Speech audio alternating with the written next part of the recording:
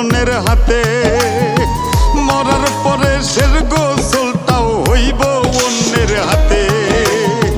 জীবনটারে vibe না কেউ মহামূল্যবান।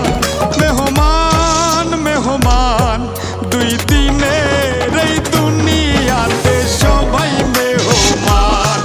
মেহমান মেহমান দুই দিনের এই দুনিয়াতে সবাই মেহমান।